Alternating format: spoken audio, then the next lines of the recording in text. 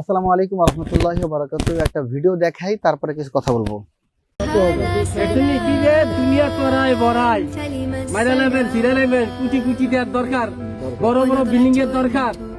হ্যাঁ দেখেন এই অবস্থা আইতিবনি, এই চিন্তা ভাবনা করে চলাফেরা করেন। ইনাত বহুত রং তামাশা ছাড়া দেন। এনে আইতিব দেখেন অবস্থা কি। আসসালামু আলাইকুম রহমতুল্লাহ। ভাই, আসলে পবিত্র রমজান মাস, দোয়া কবুলের মাস, রহমত নাজাত মাগফিরাত ভরা মাস, এবং পবিত্র রমজান মাস মানে বান্দাকে জাহান্নাম থেকে জান্নাতে নেওয়ার মাস। দেখেন, তারপর আমাদের অহংকার, হিংসারিয়া, তাকাব্বুরি কিন্তু চলছে। এগুলো কিন্তু ছাড়তে পারতেছে না। এই যে কবর, এখানে আপনার যেতে হবে।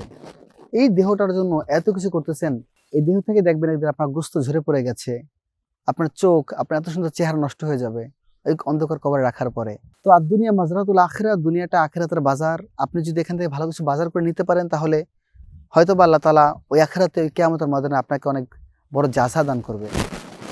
কারণ আমাদের দেহ এটা মাটির সাথে মিশে যাবে কোনো এক সময়, কিন্তু আমাদের আত্মাটা, আমাদের আমলনামা নিয়ে আল্লাহ তাআলার সেই কাঠগড়ায় দাঁড়াতে হবে। যাতে করে আমাদের এই আমলনামা নিয়ে আল্লাহ তাআলা কাঠগড়ায় দাঁড়াতে পারি, খুব ভালোভাবে আমাদেরকে আমল করতে হবে এবং প্রস্তুতি নিতে হবে, যাতে আমরা ঠিকভাবে সেই মহান রব্বে তাআলার দরবারে কাঠগড়ায় দাঁড়াতে পারি। কারণ এই যে অহংকার, তাকাব্বুরি, এই যে রং তামাশা, এগুলো কিছুই থাকবে না।